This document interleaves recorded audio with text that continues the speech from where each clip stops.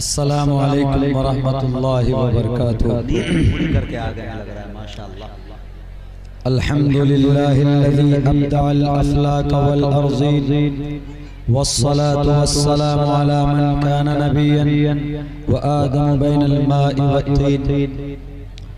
क़ाल अल्लाहु तबारक व तआला फ़िल क़ुरआनिल मजीद मुहम्मदुर रसूलुल्लाह वल्लज़ीन मअहु अशिद्दाउ अलल कुफ़्फ़ारि रुहमाउ बैनहुम तराहुम रुक्अन सुज्जदा।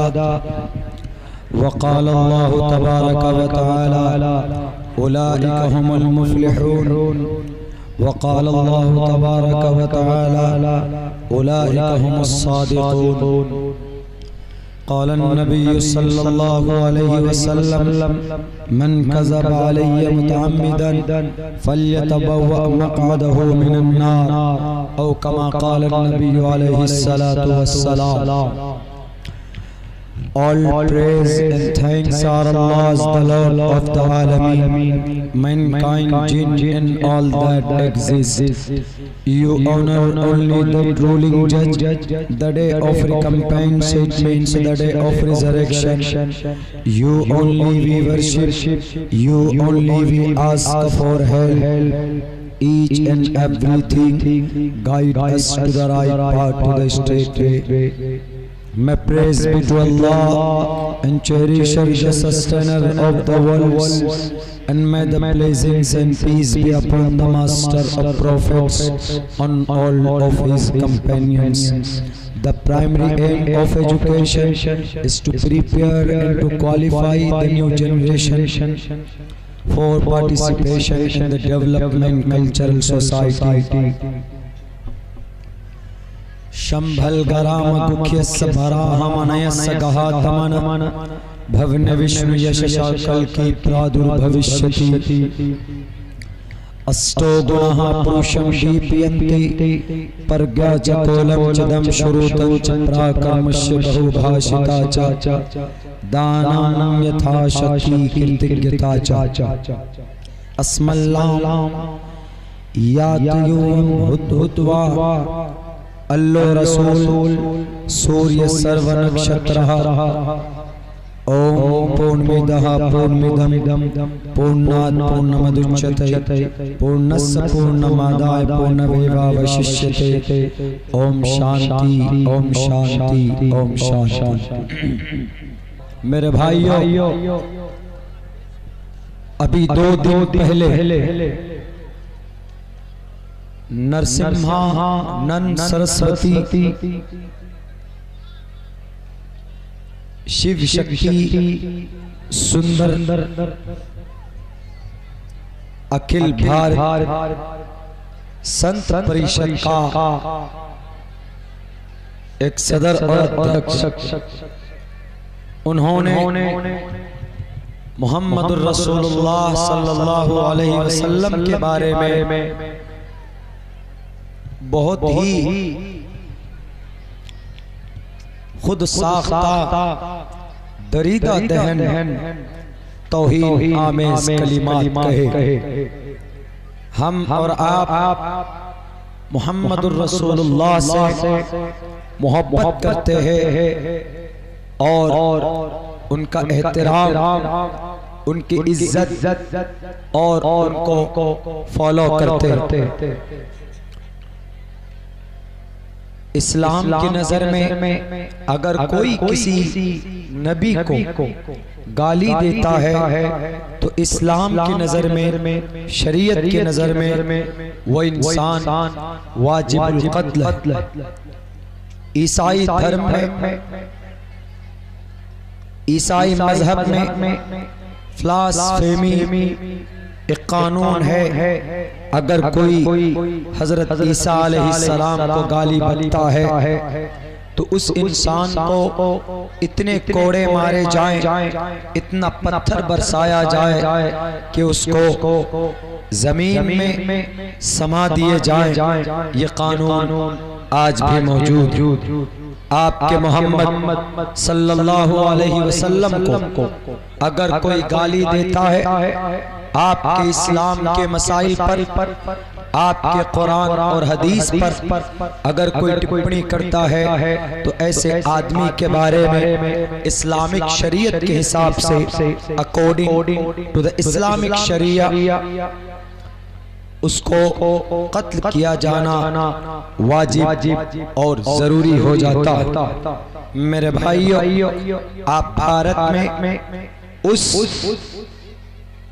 नरसिम्हा जी का आप कुछ नहीं कर सकते। आप इस्लाम की शरीयत के मुताबिक आप उनको कत्ल नहीं कर सकते, लेकिन आप ऐसे लोग जो मोहम्मद रसूलुल्लाह को गालियां बके, आपके कुरान और शरीयत के मसाइल पर उंगली उठाए, तो ऐसे समय में आपको क्या करना चाहिए? ऐसे वक्त में आपको कैसे कदम उठाने चाहिए?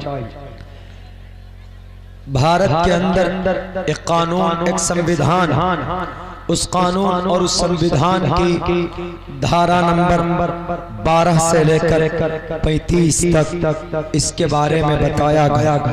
अगर कोई मुसलमान श्री रामचंद्र जी को बुरा भला कहता तो उसको उस पर कानूनी तौर पर कार्रवाई होनी चाहिए, उसको 3 साल का जेल होना चाहिए। अगर कोई मुसलमान हिंदू मुसलमान के प्रोफेट मोहम्मद सल्लल्लाहु अलैहि वसल्लम को गाली देता है तो वो हिंदुस्तान की संविधान के मुताबिक, कानून के मुताबिक उस आदमी को जेल के अंदर 3 साल के लिए कैद किया जाना चाहिए। क्या गाली दी, क्या अल्फाज कहे? आप में से बहुत सारे नौजवानों के मोबाइल के अंदर आपने वो वीडियोस देखे होंगे। मैं जानता हूँ मेरी बात इतनी गौर से शायद आप लोग न सुने। मैं मेरी बात इस कैमरे में मैं रिकॉर्ड करवाना चाहता हूँ और इस कैमरे के जरिए से मैं नरसिम्हानंद सरस्वती को बताना चाहता हूँ कि अगर वाकईतन आपके अंदर आपके माँ का खून है, अगर आपके अंदर एक सच्चे भारतीय होने का संस्कृति मौजूद है, आप खुदारा अपने उन अभद्र भाषा का आप एक्सप्लेनेशन कीजिए और आप तौबा कीजिए, आप इस्तिग़फ़ार कीजिए। नहीं तो आप दलाइल की दुनिया में आइए और अब्दुल्ला सालिम का चैलेंज कबूल कीजिए। मैं इंशाअल्लाह अकाबिरीन के दुआओं के सदक़े में अल्लाह की ज़ात पर भरोसा करके उनको ये चैलेंज करता हूँ, ये दावा करता हूँ कि आओ मैदान में। आपने कहा कि मोहम्मद, उनके अल्फाज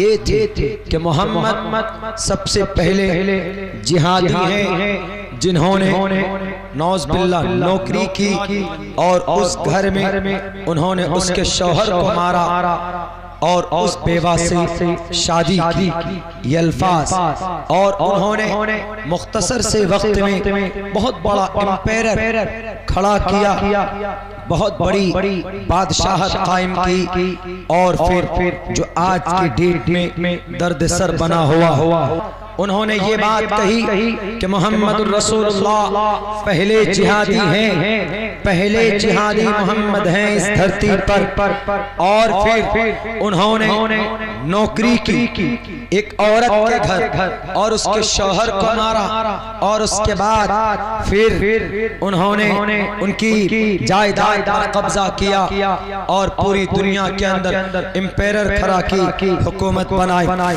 They are false and they are not related to any kind of reality.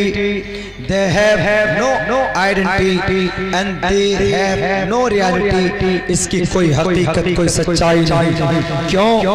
Mohammad का जन्म कहाँ पर होता है? आप अलैहिस्सलाम एक अमन की जगह पर पैदा होते। अगर उनको यकीन न हो तो मैं कहना चाहूँगा नरसिम्हानंद सरस्वती जी, अगर अगर आपको जानकारी नहीं है, if you don't know about the last prophet Muhammad सल्लल्लाहु अलैहि वसल्लम, you have to educate, you have to open the authentic books are found in entire world. मोहम्मदुर रसूलुल्लाह की सीरत के बारे में, उनकी हिस्ट्री और इतिहास के बारे में उठाओ अपनी किताबों को, उठाओ दुनिया के शास्त्रों को, कौन सी किताब उठाओगे मोहम्मद का तज़किरा वहां पर नहीं है। आप उठाओ दुनिया के हर ग्रंथ को, हमारे नबी का तज़किरा मिलेगा। बाइबल उठाओगे, नबी का नाम मिलेगा फारकुलीत लफ्ज से। आप आवाज था उठाओगे, नबी का नाम मिलेगा, नबी का नाम मिलेगा आवाज था। ऋग्वेद उठाओगे, नबी का नाम मिलेगा नराशन। आप दुनिया के किसी भी शास्त्रों को उठाकर देखिए, हमारे नबी पाक अलैहिस्सलाम की पैदाइश का तज़किरा मौजूद। कहाँ पैदा हुए? अमन की जगह में। नरसिम्हानंद जी आपकी किताब का हवाला भविष्य पुराण उठाइए, दूसरे अध्याय को देखिए, जिसमें कहा गया शंबल गराम दुखिय सबराहमण सगहातमन भवने विष्णु यश कल की प्रादुर्भविष्यति सुमत्यानि था वैष्णवम। सोमवती के कोख से, एक अमन वाली के कोख से, और विष्णु यश अब्दुल्ला के जरिए से मोहम्मद का जन्म होगा। अमन की जगह पर जो आदमी अमन की जगह पर पैदा हुआ हो, वो आदमी कभी भी तशद्दुद परस्त नहीं हो सकता, वो आदमी कभी भी वायलेंट नहीं हो सकता। अगर आपको मालूम न हो तो आप उठाएं अपनी किताबों को, अपने शास्त्रों को। अगर ये अल्फाज ना हो तो अब्दुल्ला सालिम की जुबान काट दीजिएगा, और मैं आपको दावे के साथ कह सकता हूँ वलन तफालू, क़यामत तो आ सकती है। लेकिन अगर आप ये चाहेंगे कि मोहम्मद का तज़किरा हमारे ग्रंथों में ना हो, कहां से निकालोगे? ऋग्वेद में मोहम्मद का तज़किरा, अहमदी पृष्ठुति में गामर्तस जगरम बहम यही बाजानी। यजुर्वेद में उठाओगे, वैदाह में पुरुष महानी मादित्य वरुण तपस्या प्रस्ताद से मोहम्मद का तज़किरा मिलेगा। और अथर्ववेद में उठाओगे तो अथर्ववेद के अंदर मोहम्मद का नाम आज्ञान है तू किरत मोहम्मदान दकारम नाशम विधायम इत्तदोदयते विवेका के नाम से मुलक़्क़ब है। आप उठाओगे पुराण, तो पुराण के अंदर तज़किरा मौजूद। उस तरह परवाही जो वधुमन बुद्धिवीर दश्य वर्तमान दश्य देवी झेड़ दे देवश्माना उपस पुरुष। आप उठाओगे महाभविष्य पुराण को, महाभविष्य पुराण के अंदर उस नबी का तज़किरा मौजूद है जिसको आपने जिहादी कहा, जिसको आपने टेररिस्ट कहा। क्या फसादी से लड़ना पाप है? अगर फसादी से लड़ना पाप है तो महाभारत क्यों कायम किया श्री कृष्ण जी ने?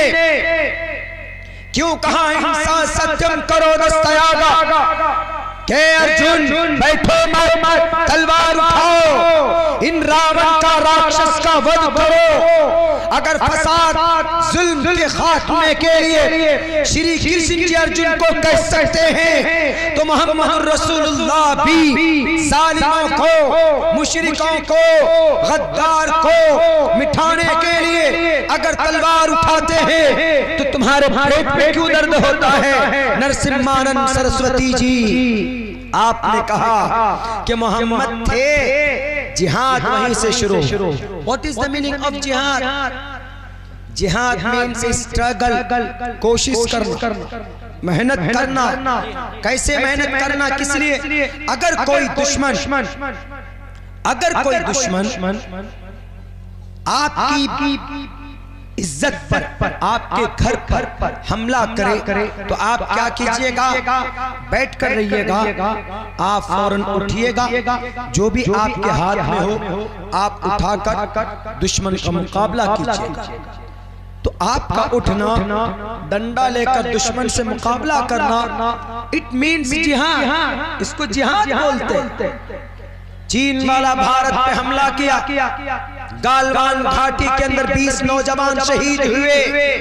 ये 20 नौजवान शहीद हुए चाइना के उन ठिगने फौजियों से लड़ाई कर रहे थे, मुकाबला कर रहे थे, दस्त गिरेबां हो रहे थे। क्या था वो? इसी का मतलब होता है जिहाद।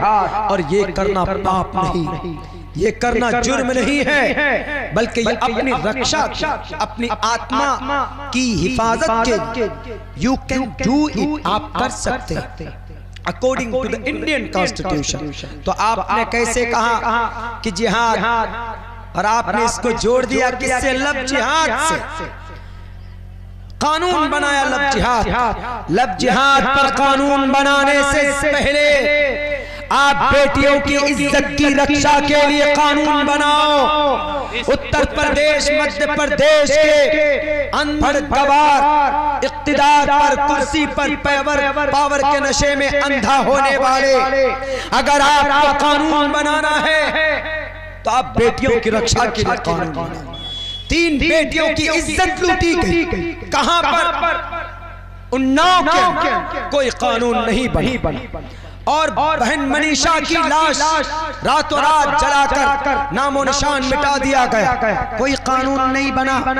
बहन गुलनाज की इज्जत लूटी गई, कहां पर? वैशाली में, कोई कानून नहीं बना। वाह, इस पे कानून क्यों नहीं बनाते? कानून बनाते तो किस पे कानून बनाते? लब जिहाद। यानी कोई मुसलमान लड़का अगर किसी गैर मुस्लिम लड़की से शादी करे तो ये लब जिहाद। लेकिन अगर कोई गैर मुस्लिम लड़का कोई मुस्लिम लड़की से शादी करे तो ये क्या? ये भी तो जुर्म होना चाहिए। नहीं, ये है प्रेम विवाह। अगर कोई मुस्लिम लड़का गैर मुस्लिम लड़की से शादी करे तो लब जिहाद। लेकिन अगर कोई गैर मुस्लिम लड़का मुस्लिम लड़की से शादी करे तो इट मीन्स प्रेम विवाह, घर वापसी। ये दोहरी पॉलिसी नहीं चलेगी। जानवरों का आधार कार्ड बनाना बंद करो, जानवरों के घर पर छत डालना बंद करो, इंसानों के सर पर छत डालो। जानवरों के लिए 1.5 लाख रुपया, गौशाला बनाने के लिए 2 लाख रुपया। वाह क्या कानून! इंसान आधार कार्ड बनाए तो 500 टका खर्चा, और जानवर आधार कार्ड बनाए तो 5 पैसा भी खर्चा नहीं होता। क्या जमाना आ गया! अजीब तरह का सिस्टम, ऐसा लगता है कि जैसे गद्दी पर इंसान ही ना बैठा हो। अरे लब जिहाद को तुम क्या मना करोगे? लब जिहाद का मतलब फुसला कर किसी हिंदू लड़की से शादी करना। तुम क्या कहोगे? हमारे नबी ने 1450 साल पहले जो कुरान आया उसमें तो अल्लाह ने बयान कर दिया, वला तत्तुल मुशरिकात हत्ता युमिनना। समाज का कोई नौजवान अगर किसी गैर मुस्लिम लड़की से विवाह करे, नॉट एक्सेप्टेबल, वैलिड नहीं होगा। अल्लाह खुद कहता है कि मुसलमानों, तुमने किसी गैर मुस्लिम लड़की से अगर निकाह कर लिया तो तुम्हारी शादी नहीं होगी। नौजवानों, बहुत क्रिटिकल सिचुएशन में आपकी जवानी फंसी हुई, इसीलिए अगर इस कौम को बचाना तो हमें और आपको खड़ा होना होगा। आपका कोई टारगेट है जवानों? खड़े होकर शेर समाज के गलियों में लड़कियों को देखना, अपनी गर्लफ्रेंड बनाना और अपनी समाज की बहू बेटी की इज्जत लूटना। अगर ये हमारा मकसद है तो फिर हम गलत नहीं कहेंगे आरएसएस बजरंग दल वालों को।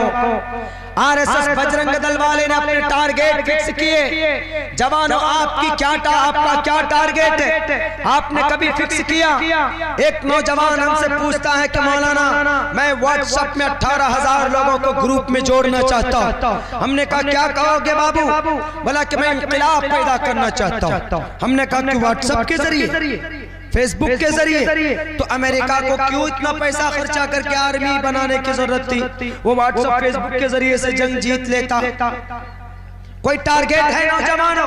नहीं, टारगेट तय करो। कौन सा टारगेट? अगर आपकी दिलचस्पी सियासत से तो आप सियासत में, अगर आपकी दिलचस्पी तिजारत में तो तिजारत, छोटे मोटे पैसों से।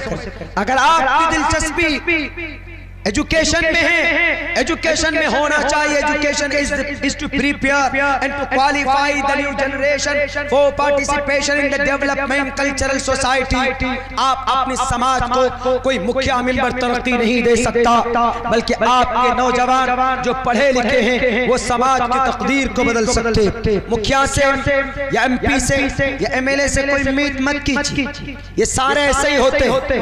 मैं देखा हूं, because I belong to political situation and I know lot of, मैं बहुत जानता हूं इसके बारे में।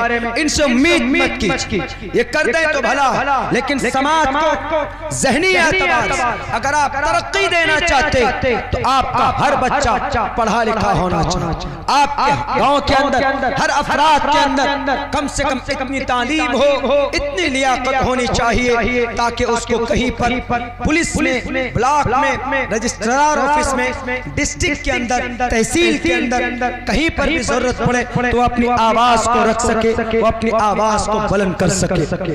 आज हमारे नौजवानों को मालूम नहीं है उनका फ्यूचर प्लान क्या। आरएसएस ने 1925 में अपना फ्यूचर प्लान तय किया था।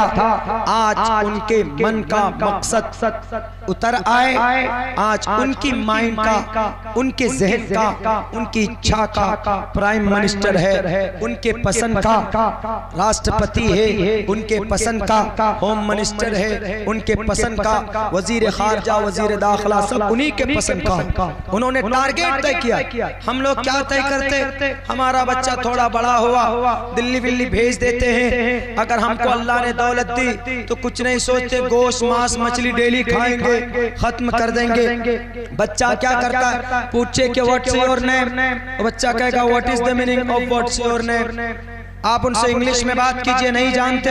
आप उनको पूछे कि ला इलाहा इल्लल्लाह मुहम्मदुर रसूलुल्लाह क्या है बेटा, कभी बोलता है कि हम उर्दू नहीं जानते। पूछे कि कलिमा जानते हो, पढ़कर सुनाइए ला इलाहा इल्लल्लाह, तो क्या कहेगा, हम उर्दू नहीं जानते। बताइए ला इलाहा इल्लल्लाह उर्दू में। ऐसी सिचुएशन हमारे नौजवानों की। क्या इतिहास है आपकी भारत की, जानते हैं? क्या इतिहास है आपकी मोहम्मद की, जानते हैं? क्या इतिहास, क्या हुकूक है आपके इस देश में, जानते हैं? नहीं जानते, आपको जानना चाहिए। आप नहीं जानते हैं, यही वजह है कि बेजुबान लोग, ये डरमुंडे लोग, ये शराबी और कबाबी आपके मदरसों को बंद करने की बात करते हैं, क्योंकि वो जानते हैं कि ये कौम सच्चर कमेटी की रिपोर्ट पढ़ो, इस्लाह माशरा का जलसा है। समाज के अंदर जो बुराई पाई जाती है एज ए सोशल, उसके ऊपर कोई बात नहीं करता। करना चाहिए, जरूरत है। इस कौम को अगर जमीन से उठाना चाहते हैं तो इनको बताना पड़ेगा कि who are you, What's your status in entire world? अल्लाह ने आपको दुनिया का सबसे बेहतरीन कौम बनाया। अल्लाह ने कहा वअंतुम लालो, सबसे बेहतरीन कौम हो, लेकिन तुम जानवरों के नाम पर मार दिए जाते हो। तुम्हें दाढ़ी पकड़कर मार दिया जाता, तुम्हें टोपी देखकर तुम्हें अपने दुकान के सामने से भगा दिया जाता। क्यों ऐसी सिचुएशन आई? क्योंकि आपका कोई कायद नहीं, आपके लिए आवाज कोई बुलंद करने वाला नहीं, आपका कोई फ्यूचर के अंदर कोई मुस्तकबिल रहबर और रहनुमा नहीं। आप अपनी जिंदगी को बदलने की कोशिश कीजिए। कोई पूछे आपसे आपकी क्या तारीख है भारत में, आपका मुसलमान बादशाह कौन था, एतराज करते हैं ना। ये कहते हैं वो नरसिम्हा जी ने क्यों एतराज किया, इसलिए एतराज किया कि भारत के अंदर मुसलमानों की 700 साल की हुकूमत रही और उन्होंने जबरदस्ती भारत के हमारे पुराने हिंदू भाइयों का धर्म चेंज करके इस्लाम का कलीमा पढ़वाया। इस वजह से वो कहते हैं इसको जिहादी, यानी जिहाद के जरिए कलिमे की तबलीग होती। झूठ है, मेरी तकरीर रिकॉर्ड हो रही। मैं थोड़ी सी देर के लिए आपको इतिहास की सैर कराता। भारत के अंदर सबसे पहला हाकिम हुक्मरान जिसने यलगार और हमले के जरिए से हुकूमत की थी, कब्जा किया था सिंध पे, उसका नाम मोहम्मद बिन कासिम। 90 हिजरी के अंदर, गौर से सुनना जवानों, ये तारीख आपको जल्दी किताबों में नहीं मिला करेगी। अगर आपका ज़मीर जिंदा है, मेरी माँ, आप भी सुनना और अपने कोख के अंदर, आपके कोख से सलाहुद्दीन अय्यूबी, मूसा बिन नसीर, कुतुबुद्दीन ऐबक, मोहम्मद बिन कासिम जैसा बच्चा क्यों पैदा नहीं होता? कहाँ चली गई वो माएं जो अल्लाह के वली को पैदा करती थी? जमीन पर दुनिया पर आने से पहले वो बच्चे आधे हाफिज कुरान होते थे। 90 हिजरी के अंदर मोहम्मद बिन कासिम ने हमला किया, हुकूमत कायम नहीं की, चले गए। उसके बाद महमूद गजनवी ने 17 बार हमला किया, हुकूमत कायम नहीं की, वो भी चले गए। उसके बाद 1190 के अंदर एक बादशाह जिसका नाम शहाबुद्दीन गौरी, भारत के अंदर उस वक्त का सबसे बड़ा रहनुमा, उस वक्त का हिंदू बादशाह जिसका नाम पृथ्वीराज चौहान था, उसके साथ मुकाबला किया। पृथ्वीराज चौहान को पानीपत के इलाके में उनको हराया। पृथ्वीराज चौहान की 1 लाख फौज का मुकाबला 30,000 फौज के जरिए से शहाबुद्दीन गौरी ने किया। पूरे भारत पर कब्जा किया। शहाबुद्दीन गौरी ने 2 गुलाम को अपनी कुर्सी पर बिठाया। एक का नाम कुतुबुद्दीन ऐबक था, एक का नाम अल्तमश था, और इतने नेक थे कि 40 साल तक तहज्जुद की नमाज अल्तमश की क़ज़ा नहीं हुई थी, छूटी नहीं थी, और 40 साल तक असर की नमाज की सुन्नत इनकी फौत और क़ज़ा नहीं हुई थी। ये इतने महान बादशाह थे। ये शहाबुद्दीन गौरी के दोनों गुलाम के बाद नासिरुद्दीन बलबन है, बलबन के बाद जलालुद्दीन खिलजी, जलालुद्दीन खिलजी का भतीजा अलाउद्दीन खिलजी, जिन्होंने गांव मोहल्ले में घूम कर, दुकान मार्केट में घूम कर किराया मालूम करते थे, रेट मालूम करते थे, भाव मालूम करते थे कि आखिर कितनी कीमत में लोग बेच रहे हैं, कि पेट्रोल 100 रुपए लीटर हुआ कि 50 रुपए लीटर होना चाहिए। ये सब चीज उन्होंने नियंत्रण बना के रखा था और तातारियों का चंगेज का मुकाबला किया था। अब ये चंगेज के बाद, ये खिलजी के बाद, तीसरे नंबर के बाद चौथे नंबर पर मोहम्मद तुगलक। मोहम्मद तुगलक के बाद इस धरती पर एक बहुत बड़ा बादशाह तैमूर, 2 बादशाह जिनकी आधी दुनिया में हुकूमत, एक तैमूर और एक का नाम बायजीद, सुल्तान बायजीद खान। ये सुल्तान बायजीद खान पूरे यूरोप कंट्री के बादशाह थे और एशिया महाद्वीप बर्र सगीर इधर मशरिक के तरफ तैमूर की हुकूमत। ये 2 बादशाह, अगर ये दोनों बादशाह मिल जाते तो आज ये डरमुंडे, आज ये भगवा रंग में हिंदुस्तान को, संविधान को तोड़ने वाले, इनके कलेजे में इतनी ताकत नहीं होती। पूरी दुनिया के अंदर अमन का झंडा लहराया हुआ होता अगर ये दोनों बादशाह मिल जाते। लेकिन ये होते हैं ना बादशाह लोग अय्याश होते। यूरोप कंट्रीज के गुंडों ने, वहां के लुटेरों ने, सियासतदानों ने कहा कि इन दोनों को नहीं रोका, अगर ये मिल गए तो इस दुनिया पर इस्लाम का झंडा बुलंद करने से कोई नहीं रोक सकता। ये दोनों लड़ गए, बायजीद खान और तैमूर। ये तैमूर चौथे नंबर पर आया था हमारे इस मुल्क के अंदर, चौथे 5वें नंबर पर। मोहम्मद तुगलक के बाद जब तैमूर आए तो तैमूर ने हमला किया, तो तैमूर की हुकूमत सादात के नाम से जानी जाती, और ये तैमूर वाक़ियतन था अपनी हुकूमत कायम करने के लिए कुछ भी हो जाए वो अपनी हुकूमत कायम करता। तैमूर के बाद इस देश में कौन आए? बहलूल लूदी, उसका आखिरी वंश इब्राहिम लूदी था। इब्राहिम लूदी के बाद इस देश में बाबर आए 1526। बाबरी मस्जिद कब बनी? 1528। किसी मंदिर को तोड़कर नहीं बनाया गया। ये तो जाहिल आदमी है जो बोलते बाबरी मस्जिद मंदिर तोड़कर बनाया गया। बिल्कुल गलत इतिहास है, मैं उधर नहीं जाना चाहूंगा। मैं आपको सिर्फ इतना बता रहा हूँ कि बाबर 1526 से लेकर बहादुर शाह जफर तक 1857 तक, ये 300 साढ़े 300 साल तक मुगल बादशाह इस देश में। यानी अब वहां से शहाबुद्दीन गौरी से बहादुर शाह जफर तक मुस्लिम इंपेयर 700 साल तक हुकूमत की इस देश। किसी भी मुसलमान जो मैं बताना चाहता हूं, ये नन सरस्वती जी को बताना चाहता हूँ, आपको भी पता होना चाहिए कि भारत में किसी भी 700 सवा 700 साल के अंदर किसी भी मुस्लिम इंपेरर ने किसी भी गैर मुस्लिम भाई को जबरदस्ती कलिमा नहीं पढ़ाया, बल्कि क्या किया, इन 750 साल के अंदर एक बादशाह जिसका नाम मोहम्मद तुगलक चौथे नंबर पर जो आया था, तो मोहम्मद तुगलक ने कहा उलमा से कि मदरसों में मस्जिद में जो टाइम आपको मिल जाए वो टाइम वहां से निकाल कर आप गांव में जाएं, आप बैरिया जैसी गांव में जाएं, आप रघुनाथपुर जाएं, आप कटिहार जाइए, आप लाभा जाइए, आप मनिहारी जाइए, आप प्राणपुर जाइए, आप कदवा जाइए, आप बरारी जाइए, अररिया डिस्ट्रिक्ट के अंदर सर्कल के अंदर जाइए और जाकर लोगों को कहिए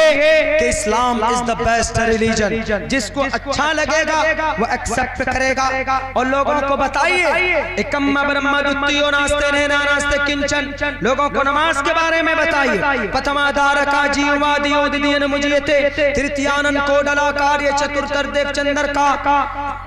हमारे भाइयों को मोहम्मद रसूलुल्लाह की इत्तिबा के बारे में बताइए, इताअत के बारे में बताइए।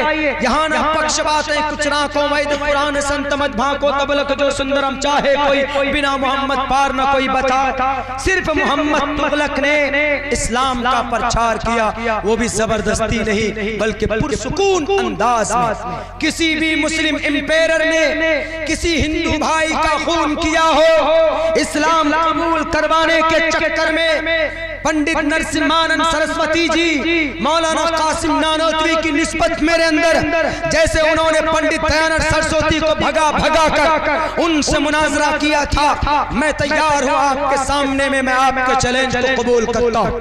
आओ मोहम्मद के टॉपिक पर, आओ भारत के अंदर इस्लाम कैसे फैला, आओ अमन और शांति के ऊपर बहस करने के लिए तुम डिबेट के लिए खुली हुई चुनौती मेरी तुम स्वीकार करो।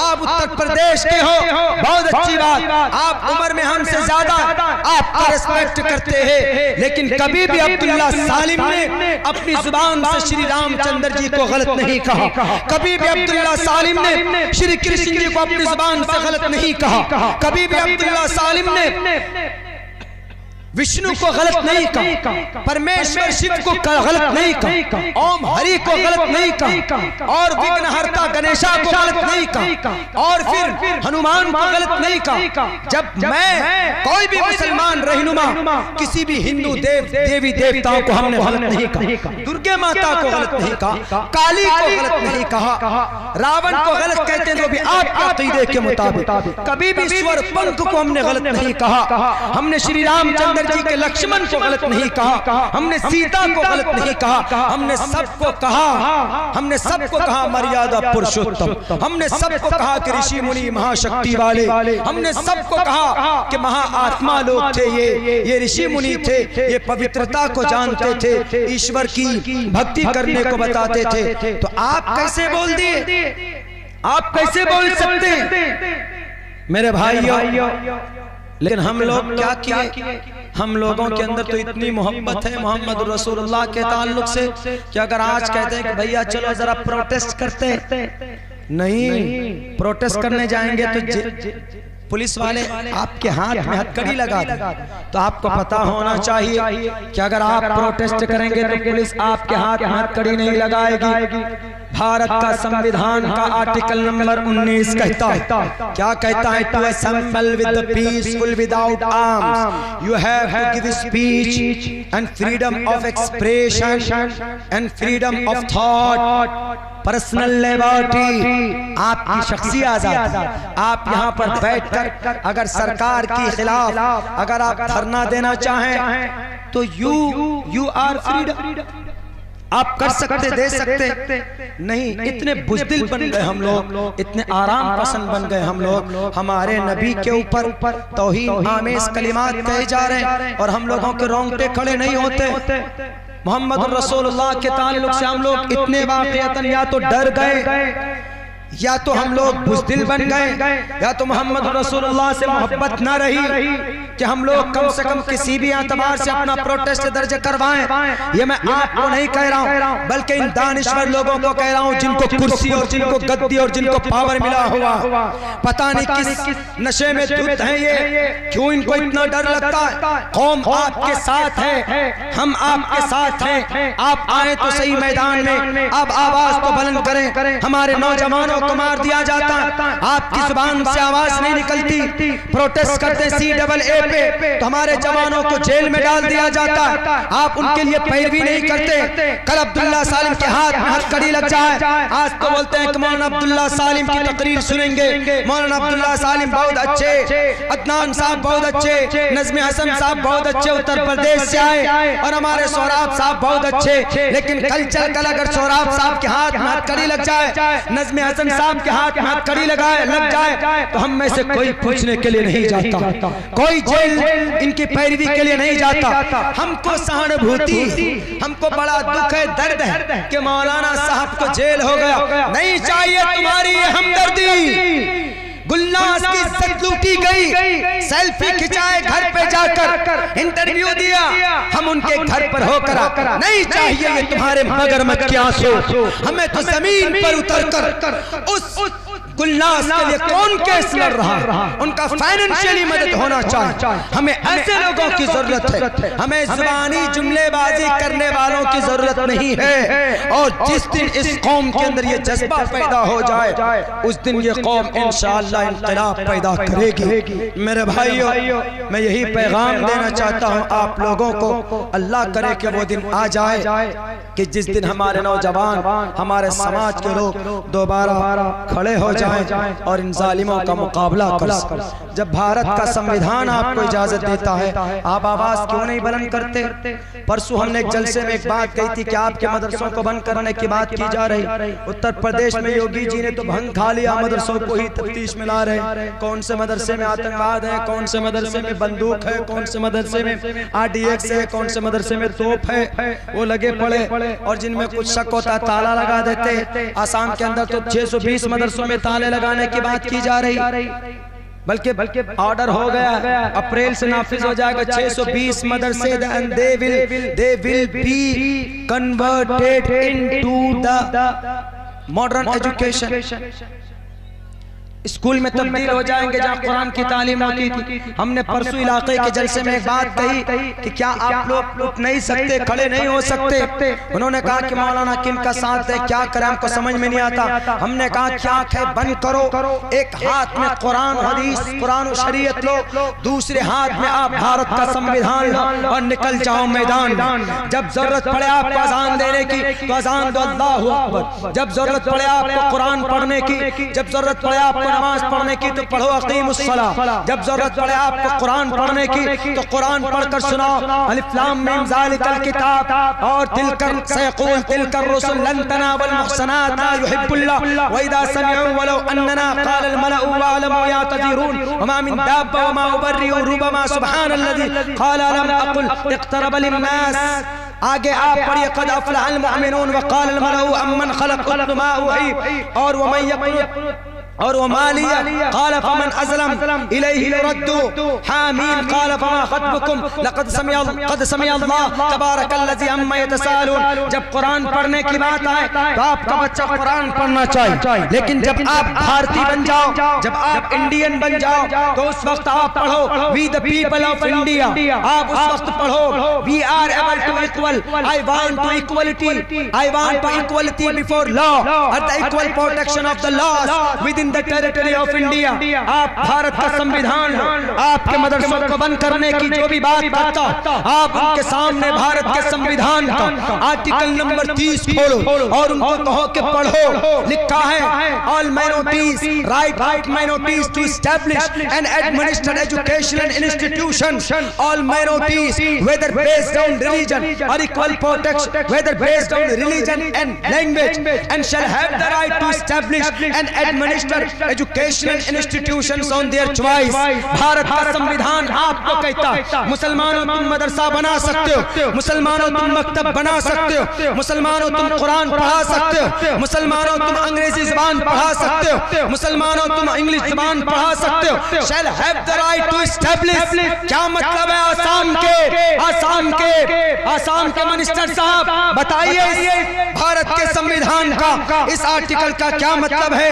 अगर आपका ज़मीर जिंदा है तो अब्दुल्ला सालिम की जुबान का सवाल का जवाब दोगे। नहीं, you are communal, you are communalisation, you want to communalisation. इस देश को आप कॉम्युनलिज्म के अंदर तब्दील करना चाहते हैं। नहीं तो फिर क्यों बात करते हैं लोग कि मुसलमान मीर जाफर की औलाद है, मीर सादिक की औलाद। मैं मुसलमान हूँ, मीर जाफर के बारे में मरते दम तक कहता रहूंगा कि वह गद्दार था, उसने नवाब सिराजुद्दौला के साथ गद्दारी की। मीर सादिक गद्दार था, उसने टीपू सुल्तान के साथ गद्दारी की। एक आदमी ने सवाल किया कि मौलाना आप मीर जाफर की औलाद हैं, आप मीर सादिक की औलाद। हमने कहा क्यों? उन्होंने कहा कि उन्होंने गद्दारी की थी, अंग्रेज से हाथ मिला लिया था, उन्होंने जाकर बहुत सारे हिंदू भाई को मारा था, इसीलिए आप लोग भी तो वही चाहते हो ना, इसलिए आप मीर जाफर की औलाद, आप मीर सादिक की औलाद। कहां पर यह सवाल हुआ? बंगाल की खाड़ी के अंदर नवाब सिराजुद्दौला का इलाका, धुलियान के इलाके के अंदर। हमने कहा कि आई respect and I accepted your challenge, मैं रखूंगा तुम्हारे सामने तारीख। हमने कहा कि नवाब सिराजुद्दौला, मीर हसन, नवाब सिराजुद्दौला का पीए कौन? नवाब सिराजुद्दौला का पीए मीर जाफर, नवाब और टीपू सुल्तान का पीए कौन? मीर सादिक। दोनों खड़े थे किनके सामने? दोनों के साथ। लेकिन अंग्रेज ने दोनों को फुसलाया, बहलाया कि हम तुमको सीएम बना देंगे, हम तुमको एमएलसी बना देंगे। इस इलेक्शन में मुझे भी बहुत ऑफर था कि मौलाना अब्दुल्ला हमारी पार्टी का साथ दीजिए। जब हमको हमारी पार्टी की तरफ से टिकट का अनाउंसमेंट नहीं हुआ था, वो पार्टी का डिसीजन था, तो बहुत सारी पार्टी वालों ने कहा कि मौलाना अब्दुल्ला एमएलसी बना देंगे, आप मेरे साथ आ जाओ। मौलाना अब्दुल्ला मदरसा बोर्ड का चेयरमैन तो कंफर्म है, ये लिखवा लो अभी के अभी आप। मौलाना अब्दुल्ला मेरे बैग में इतने पैसे, इतने लाख पैसे, आप हमारी पार्टी की तर्जमानी कर, आप हमारे पार्टी के साथ लग जाइए, ये ऑफर था। हमने कहा कि मैं आपके झूठे ऑफर को कबूल नहीं करता, मैं एक मुसलमान हूँ, उनके बाद मैं एक आलिम दीन हूँ, बाद में मैं एक नेता, मैं डील नहीं जानता। मैं इतना जानता हूँ मैं समाज को बदलूं, मैं इतना जानता हूँ कि मैं लोगों को हक हुकूक दिलाऊं। मैं सदन के अंदर जाकर लोग जो भूल चुके हैं इक्वलिटी बिफोर लॉ, मैं वो याद दिलाने की कोशिश करूंगा। मैं सदन के अंदर, विधानसभा के अंदर जाकर लोगों को बताऊंगा मुस्लिम, क्रिश्चियन, जैन, बौद्ध are equal between each other, सबके सब बराबर, मैं ये बताऊंगा। तो उस वक्त अंग्रेज ने ऑफर किया किनको? नवाब सिराजुद्दौला के पीए को, मीर जाफर को, मीर सादिक को, और दोनों ने उनके ऑफर को स्वीकार कर लिया। अंग्रेज से जाकर हाथ मिला लिया और तब जाकर दोनों शहीद करवाए किनको? अपने अपने गुरु को। मीर सादिक ने शहीद करवाया टीपू सुल्तान को, मीर जाफर ने शहीद करवाया नवाब सिराजुद्दौला को। लेकिन उनको गद्दी मिल गई। वो हंस रहे थे जिन्होंने सवाल किया कि वाह मौलाना अब्दुल्ला, आप अपने धर्म के लोगों की बुराई कर रहे हो। मैंने कहा ये बुराई नहीं है, ये हक बयानी है। हमारे नबी ने कहा कि आयशा ए फातिमा, तुम मेरी जान का, जिस्म का एक हिस्सा हो, लेकिन अगर तुमने शरीयत के खिलाफ वर्जी की तो मैं तुम्हारे हाथ को काट डालूंगा, मैं भूल जाऊंगा कि तुम मेरी बेटी हो। क्यों? इस्लाम की शरीयत की ये पहचान। मैंने कहा कि मेरे सवाल करने वाले भाइयों, मेरे सीने में ईमान है, अब्दुल्ला कभी गलत बयानी नहीं करेगा। जो सही इतिहास है मैंने वो रखा है आपके सामने, हंसो मत, लेकिन मेरे गुर्दे में, मेरे कलेजे में जितनी ताकत रख मैंने जो हकीकत सामने रखा है, सही बयानी की है, गलत बयानी नहीं की। बताओ आप कर सकते हो? भला कैसे? हमने कहा ऐसे कि हमने जैसे दोनों को गद्दार कहा, मुसलमान था, हम मिर्च मसाला लगाकर उनको हीरो भी बना सकते थे कि नहीं मुसलमान हैं, अगर उनकी बुराई करेंगे तो इस्लाम की बुराई होगी। लेकिन नहीं, मैंने इस्लाम को, हदीस हदीस में अल्लाह के नबी ने फरमाया, अगर कोई गलत कहे तो उसको रोको, उसको रोकने की कोशिश करो हाथ, नहीं तो जुबान से, नहीं तो बुरा को बुरा कहो, बुरा समझो कि वो गलत है। मेरे भाइयों, मैंने इस हदीस पर अमल किया, लेकिन आपके सीने में ये ताकत है, आप बता सकते हो कि आपके इस धरती में, भारत के अंदर गांधी जी की हत्या किसने की थी? नाथूराम गौडसे। इस देश में अंग्रेज से हाथ कौन मिलाया था? माफीनामा लिखा था।